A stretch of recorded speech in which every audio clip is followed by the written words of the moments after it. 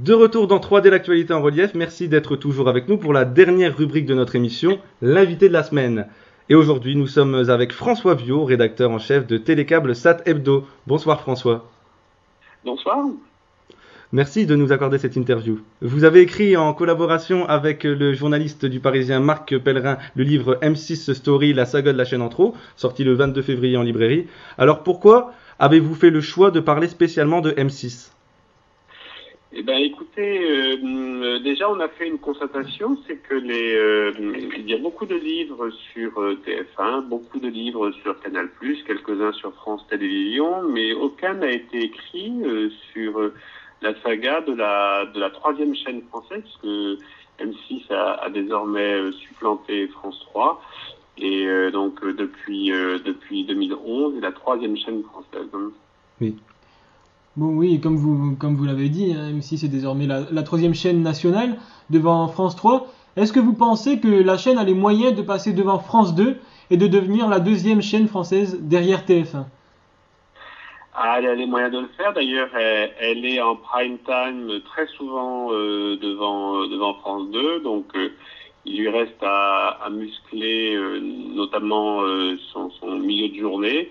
Je sais qu'il y a quelques projets et c'est ce qu'on raconte dans M6 Story. On fait un peu l'état des projets et c'est une chaîne qui est en fait en construction depuis 25 ans. On raconte que année après année, le duo qui dirige cette chaîne depuis 25 ans, Nicolas Taverneau et Thomas Valentin, patiemment, ils ont construit la grille brique par brique jusqu'à la toute dernière brique qui a été installée, c'est le 19h45 avec Pierre Barzac dans un premier temps et Xavier Demoulin désormais aux manettes. M6 a été le précurseur en termes de télé-réalité. Est-ce que la chaîne a réellement changé de statut après la diffusion de Love Story ? Ah oui, complètement. Elle a changé de statut, elle a changé de division et elle est passée dans la cour des grands.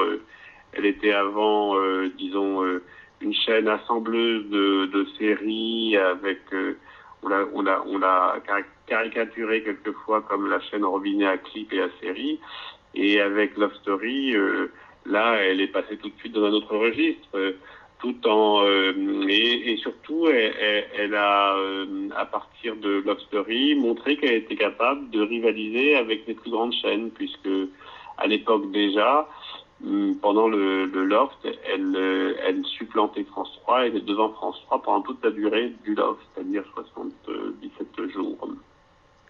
Alors on va un peu parler de vous. Vous êtes aussi et surtout rédacteur en chef du magazine Télécable Sat Hebdo. Vous avez toujours voulu directeur de la rédaction, pardon. Vous avez toujours voulu travailler dans le monde des médias ?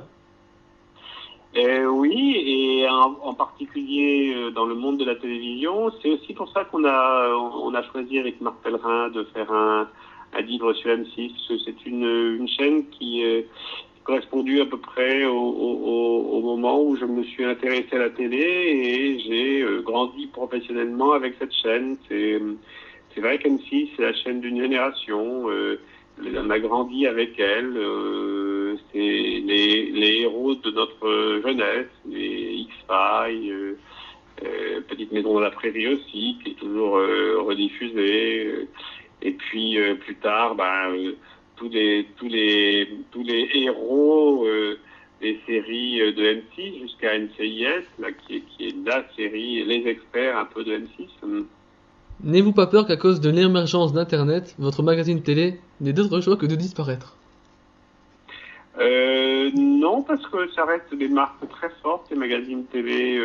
C'est vrai que on subit une petite érosion, mais comme on est une marque, un peu à la manière d'ailleurs du M6, M6 a toujours développé ses marques très fortement, à essayer de les faire vivre, de les installer dans la durée. Et je pense que pour les hebdo télé, et en particulier pour Télécable Sat Hebdo, on va essayer de faire vivre notre marque à travers Internet, à travers des applications.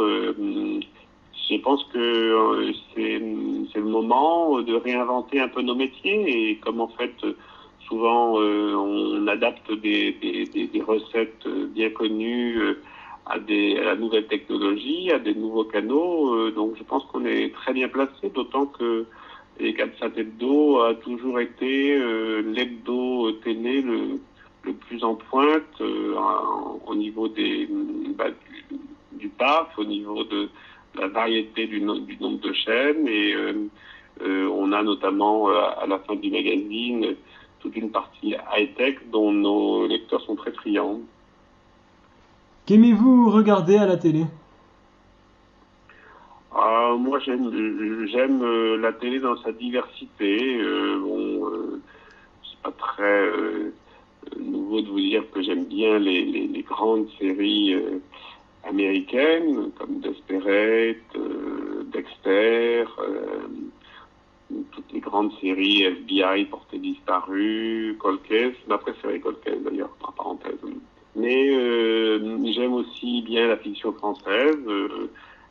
Scène de ménage, pour revenir à M6, j'aime beaucoup. J'ai préféré Caméra Café ou Kaamelott à l'époque. Et puis sinon, je suis assez éclectique dans mes goûts. J'aime bien la bonne télé-réalité, la très bonne télé-réalité, alors qui va de nouvelles stars, par exemple The Voice, ce concours de talent développé par TF1, j'aime bien, mais j'aime aussi, j'apprécie de regarder L'amour est dans le pré. Par contre, j'aime moins les réalités d'M6 comme Belle toute nue, qui je trouve était vraiment très voyeuriste et voilà, n'apporte pas grand-chose.